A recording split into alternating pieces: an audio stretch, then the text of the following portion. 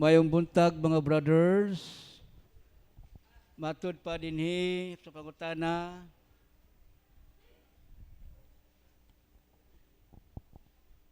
Brad, dili ba pwede mo kalawat ang dili Katoliko?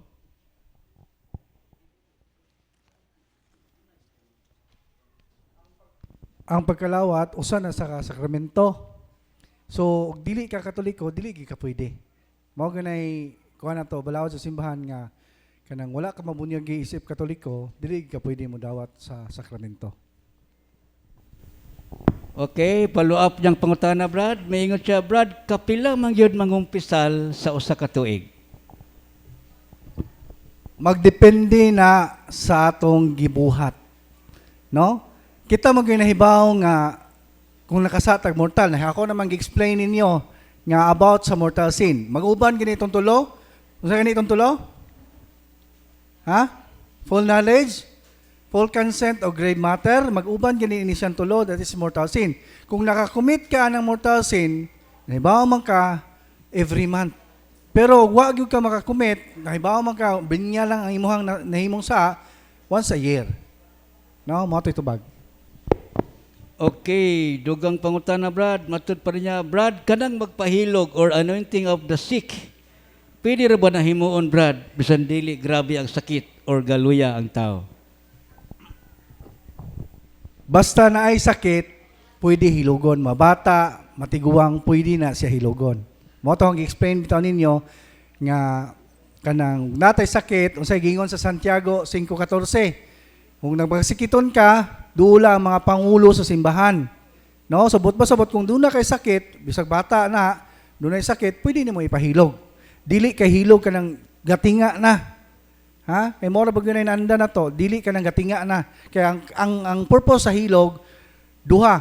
Kung dili na siya makakumpisal, dili na makatingog, pwede siya hilugon. Kaya ang hilog usab, makapasaylo man po na siya sala. No? So mo na siya. So magpahiwa na kay sakit, mudutas tong kaparian, magpahilog ta. Kay ang atong sakit may ayuhon na na. So mo titubag. Okay, kabahin aning infestation, Brad. Infested. Ang kanang iro og iring, Brad, pwede ba na sila mayawaan?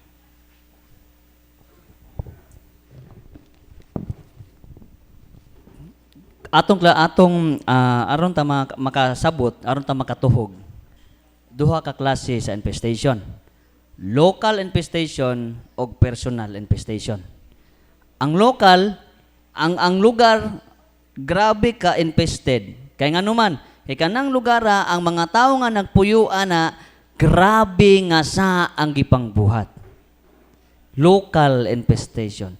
Bisan gani ang mga baka, ang mga iro, ang mga mananap, maapil nagkayawaan tungod man na sa mga gipangbuhat sa tao. Mao bitaw nang ma-infested ang lugar tungod sa sala. Local infestation. Personal infestation, ikaduha. Ang personal infestation, dili infested ang balay. Kumbaga, dili haunted house. Pero ngano man ni Brad, nga sukad ng puyo ning among pananglitan, butang tag, katabang. Nagpuyo ning among katabang. Manglihok na mang bangko, maglungag na may maglungag alas 3 kadlawon. Kay ngano, ang katuding imong butang ta, imong katabang, open ang psychic or dunay kaliwat nga albularyo. Siya may nakaangin nga na-infested ang imong balay. Mo na ipaprocess ng imong katabang ba, imong igagaw, imong imparente, ipaprocess na diri sa office aron matabangan nato na. Mo na ato klarohon, ang pangutana, ang mga nanap, pwede ba? Pwede kaayo. Pwede kaayo nga ma-infested. Kaya ang infestation, butang,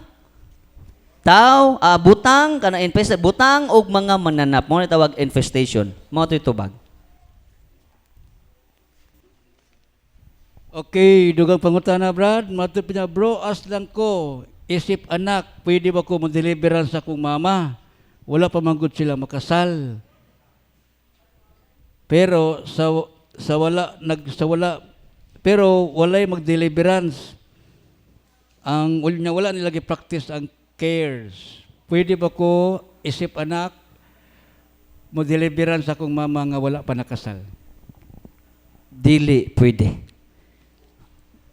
Ang solusyon ana, ang imong ginikanan magpapa katekism. Ingna ang imong ginikanan nga pagpakasal mo. Kay baybay din sa authority man. Ikaw na hinuon mo deliveran sa imong ginikanan, nga wa mo na kasal ng imong ginikanan. Asa may authority nimo ana nga gihatag sa Ginoo, di ba wa?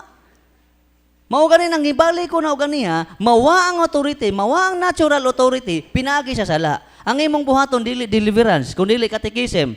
Sangyawi ang imong ginikanan, mao na ni panahon nga imuhang barugan isip nga binunyagang Katoliko, atong nadawat to sa kumpirma, unsa man day birtud nga nadawat to sa kumpirma, mahimo tang kaabag sa simbahan sa pagwali o pagsangyaw sa mga kaigsuunan, ilabi na sa atong ginikanan. Ikaw may mosangyaw, pakasal na mo, paduol sa simbahan. Ay pinaka-importante akong usbon, ang labing pinaka-importante nga gibili ni Kristo ang 7 katuburan. Unsa man tong 7 katuburan nga si Kristo mismo ang source, ang 7 kasakramento. Maoy pala pinakalabing importante kaysa sa deliverance. Unya, katekais jud sila. Dangop jud ta diha balik sa sakramento nga gibili ni Kristo. Mao to ang tubag.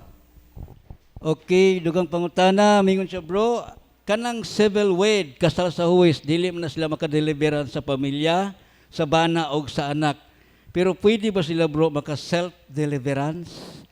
Makadeliveran sila ko galingon gibali. Kanang doon na may mga pasyente diri nga giharas sa yawa nya ang asawa mismo gyud nayawaan nya sibil ra sila.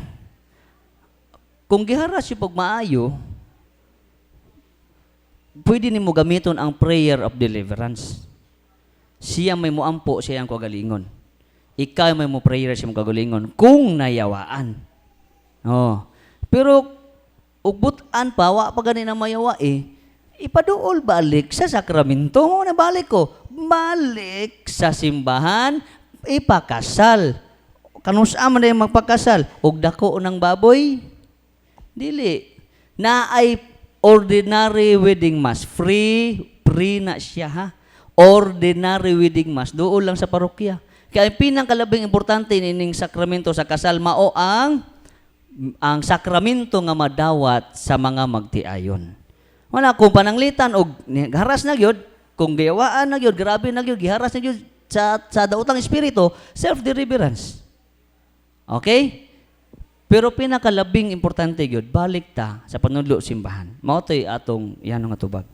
Okay, follow up niya bro. Mingon siya bro, pwede ba ko makapangayo or makapray sa prayer of senses? Pwede. Ang iyang pangutana, pwede ba ka maka-pray of senses? Pwede niya. Samot na, ang atong exorcism mo pray nimo. Kaya ang sacramentals, gamito ni sa Ginoo, aron makapaduol na to sa sakramento. Di ba? Sa ato pa, anyo pag-ari diri, dili masayang. Kaya nga naman, madawat ninyo mga sacramentals.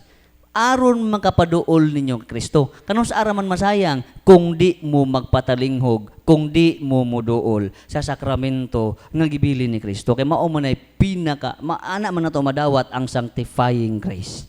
Mga tutubag. Okay bro, dugang pangutana, mingon siya, bro, na ako sa barko, nagtrabaho. Unsay akong buhaton nga matuman na kong pagsimba matag Domingo. Kabahin sa mga nagtrabaho sa gawas o FW, seaman, nga kaning adlong Domingo, wala mong po'y simbahan atong barko. Gawasan siguro na ay kagaling simbahan ng barko, kay pwede ka mo simba, pero kuhan man sa nakay dako bugat nga rason, no?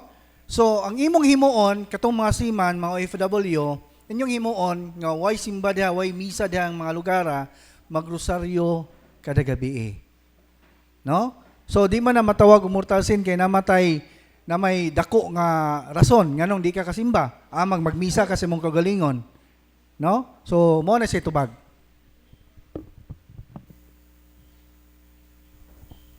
Okay, dugang pangutana, matod pa rin sala, ba bro, makalawat